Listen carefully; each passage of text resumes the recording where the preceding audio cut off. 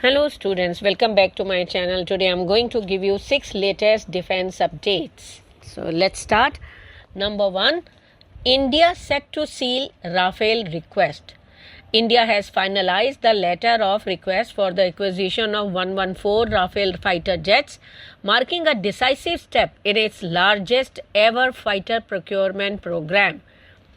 The document will be sent to France within weeks, with contract signing targeted by the end of 2026. Around 90 jets will be built in India, making this for the first time Rafale production line outside France. India has prepared the LOR, that is letter of request, after nearly 2 decades of deliberation over modern fighter acquisition.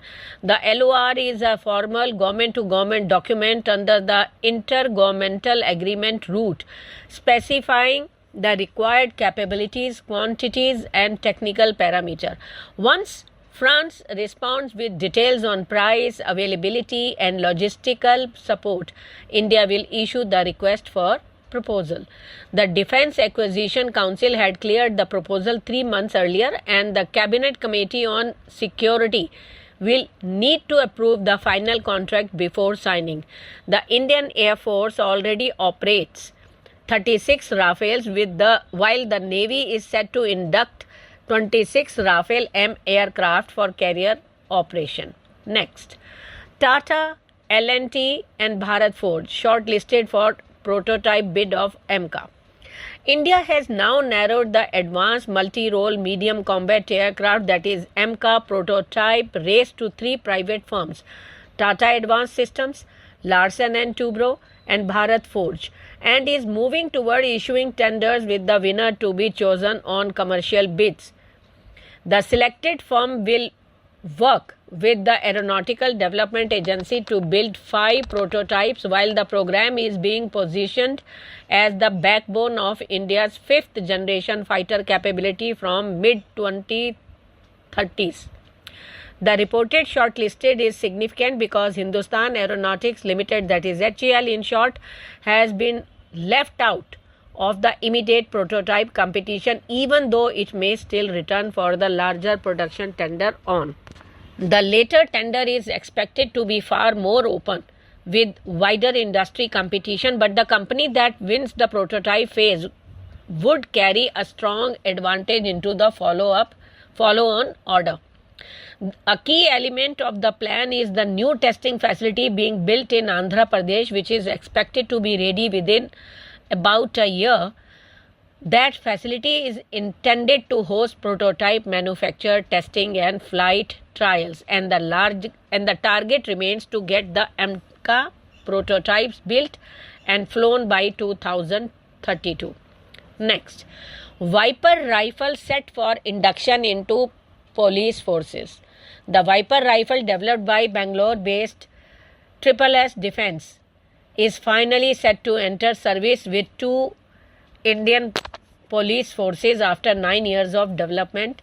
This marks a significant milestone for India's indigenous small arms industry, showcasing the country's growing confidence in its ability to design and produce modern tactical weapons, according to a post in SSS Defence Handle. The Viper has conceived nearly a decade ago as part of SSS Defence ambition to create a new generation of indigenous rifles tailored to India's operational requirements. Over the years, the weapon has undergone extensive trials, refinements and redesigns, shaped by a young cadre of engineers and weapon designers who infused it with fresh ideas and technical innovation. This long gestation period has given the rifle a new essence, reflecting both resilience and adaptability in India's defense manufacturing ecosystem. Next, Indian Army explores 10 kW laser shield kilowatt laser shield to protect main battle tanks. The Indian Army is currently assessing an innovative strategy to safeguard its armored division from modern aerial threats by mounting 10 kilowatt laser weapon system on its T-90 and Arjun main battle tanks. The initiative aims to protect tank formation from the increasing danger of first-person view, drones, suicide UAVs and coordinated drone swarms. According to defense resources, this evaluation is a direct response to the tactical shift witnessed in the ongoing Russian-Ukraine conflict. In that war, inexpensive drones have heavily compromised the survival of traditional mechanized units by targeting vulnerable areas such as turrets, engine blocks, and ammunition storage. Even small drones have managed to disable heavily armored vehicles. To counter this, the army is considering a shield tank model. Instead of relying entirely on external air defense unit, a select few tanks within a convoy would be fitted with direct energy weapons and automated close-in weapon system, operating much like specialized electronic warfare aircraft that protect fighter jets during strikes. These specially equipped tanks would act as mobile defense nodes. Together, they could project a protective canopy over an entire strike group of 20 to 40 moving tanks. Next, BEL unveils Vahan 50 logistics UAV.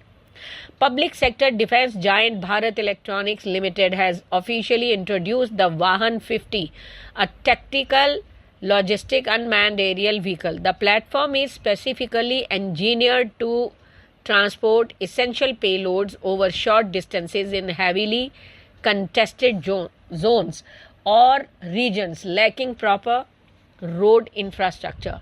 Featuring a 50 kilogram payload capacity and operational range of approximately 10 km and a service ceiling of nearly 5,000 meters, this indigenous drone aims to solve last-mile military resupply obstacles where traditional group transport is slow, exposed to enemy threats, or completely halted by terrain. The functional profile of the Vahan 50 focuses heavily on the practical operation needs rather than extreme specifications. A 10-kilometer operational radius is ideally suited to bridge the logistical gap between forward deployed posts and battalion or company headquarters. This ensures the rapid and safe transport of critical items including ammunition and critical equipment spares, medical kits and emergency supplies, ration and clothing, heavy-duty batteries for communication gear. Operating at extreme altitude presents steep hurdles as thin air significantly reduces aerodynamic lift, and mountain roads remain highly unstable due to landslides and weather conditions. Next, Indian Army joins IAF backing Project Kusha ahead of Kusha M1 and M2 interceptor missile prototype flight trials.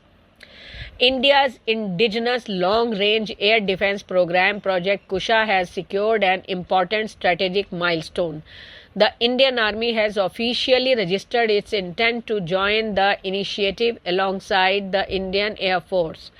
This development signals a unified tri-service approach towards creating a sovereign alternative to impact strategic air defense frameworks. The consensus arrives at a critical juncture as preparations gain momentum for the maiden prototype flight trials of the Kusha M1 and Kusha M2 interceptor missile. These vital validation flights are scheduled to take place during the latter half of this year. Operationally, the Kusha M1 interceptor is built to neutralize threats at distance of roughly 150 kilometers. Meanwhile, the larger Kusha M2 variant will extend India's interception range to approximately 250 kilometers.